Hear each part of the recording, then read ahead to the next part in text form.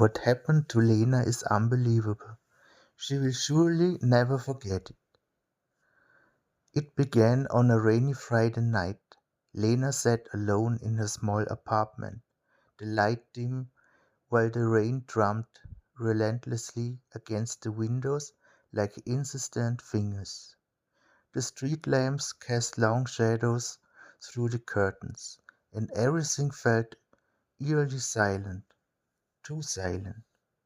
Suddenly she heard a whisper, soft, barely noticeable, yet sharp enough to make her heart race.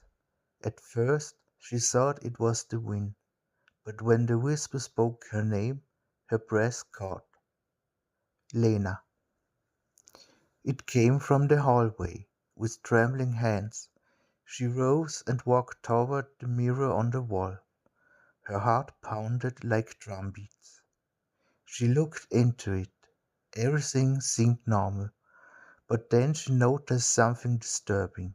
Her reflection did not smile, even though her face remained neutral. And sometimes, just for a brief moment, it did not move in sync with her, as if it were lagging behind. The first nights were restless. Every time she looked into the mirror, she saw something off. Small movements she had never made, eyes that stared longer than any mirror image should, shadows that appeared behind in her reflection and vanished again. Then the whisper began to speak, not just her name, sometimes commands, sometimes threats, sometimes words that made no sense. Lena realized that the reflection sometimes led her movements. When she tried to walk away, it would pause, stare, smile, and then fall back in sync. She tried to escape.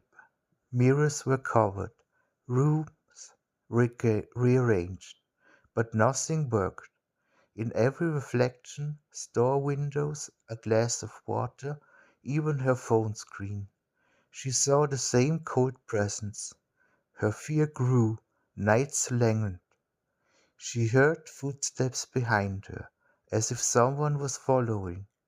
Yet, when she turned, no one was there. One night, after weeks of terror, she heard the whisper again, clearer than ever.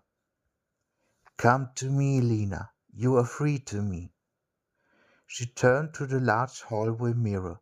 Her reflection moved independently of her, becoming pointing at the glass as if to pull her in. Lena was paralyzed with fear, unable to scream or flee. The mirror began to ripple, no longer just glass, but a portal. A chilling cold crept up her arms, as if the glass itself reached for her. She slammed against the surface. Nothing, only the reflection watching her triumphantly. Then she felt it, ice cold hands pulling her inward. Her world began to spin until everything went back. The next morning, Lena was gone. The apartment appeared empty, untouched, except for the large hallway mirror, shattered into 1,000 pieces.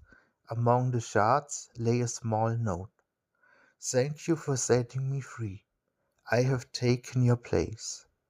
But that wasn't the end. Days later, neighbors saw someone staring from the apartment window. It looked like Lena, but the smile was different, cold, foreign. The whisper returned, now from every mirror, shop windows, car mirrors, even phone screens. "If you look closely, you might see Lena no longer lives outside. She now resides inside the mirror, and her reflection has taken her place. Anyone who stares too long risks becoming her. And sometimes, when you look into a mirror, someone smiles back, who is not you." Thanks for making it this far. If you want more, like, subscribe, and I see you in the next nightmare.